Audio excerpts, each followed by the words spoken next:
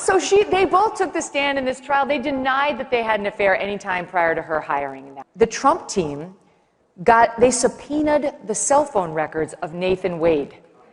He called her, they spoke on the phone in 11 months, 2,000 times. He was allegedly over there, according to the cell phone analysis, between the hours of 11 p.m. and 3 a.m. and then midnight and 5 a.m.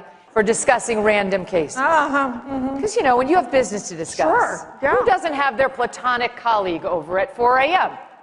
We were saying it wasn't a booty call, it was a fanny call.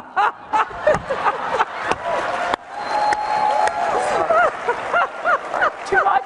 No, not at all. Keep going. I'm not a crook. You are fake news.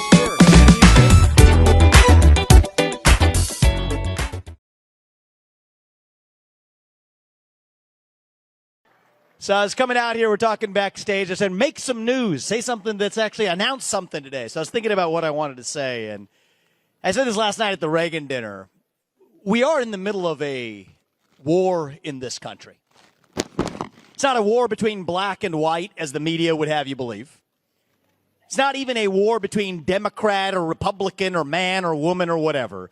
It is a war between those of us who love the United States of America and our founding ideals, and a fringe minority who hates this country and what we actually stand for.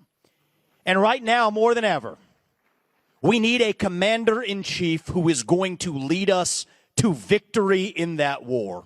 And that man is Donald J. Trump, the next 47th president of the United States of America. I'm not a crook. You are fake news.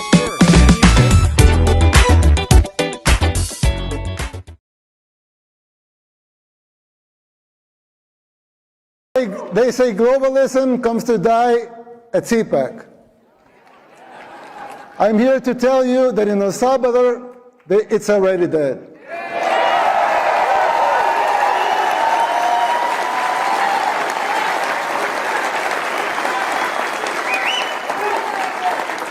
But if you want globalism to die here too, you must be willing to unapologetically fight against everything and everyone that stands for it. Fight for your freedoms. Fight for your rights.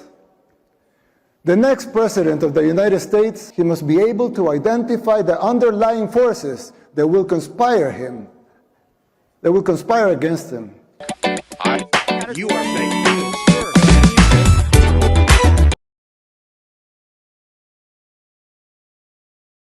And that was the era of like straight facts, no personality, just the facts.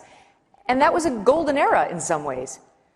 It wasn't completely infected with left-wing bias. It was there, but it wasn't as bad. And then you flash forward to during the Trump era when they openly declared their bias. They leaned into it.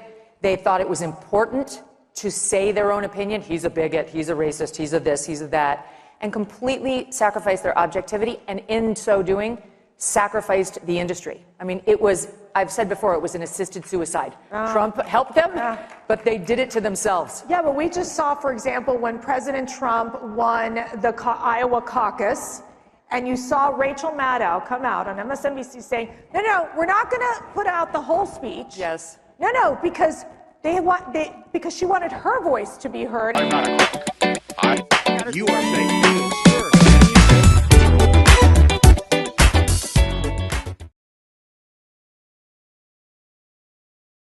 Here today to let you know that 2024 should not be a year where we get hung up on party politics, where one-issue disagreements, or picking our leaders based on how long they've been in the U.S. Senate, or how many speeches they give each year. This election, the choice is clear. There are two kinds of people in this country right now. There are people who love America, and there are those who hate America.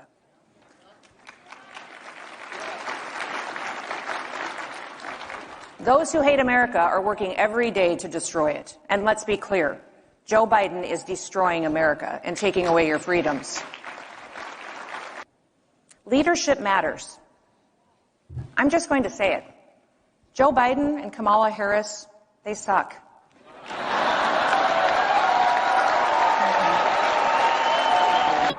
I'm not a crook. You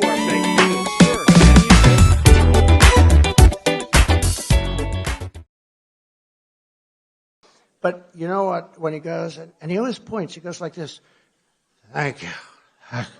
Where am I? Thank you. And then he goes, and he points. You ever notice? Sometimes he trips over them. You were really good tonight, but what happened? You couldn't find your way off the stage. Because the fake news said Donald Trump couldn't find his way off the stage. To finish the first story, what happened? Hey, by the way, isn't this better than reading off a frickin' teleprompter? Right? Right? Anybody can do that except for Biden. I'm not a crook. You are saying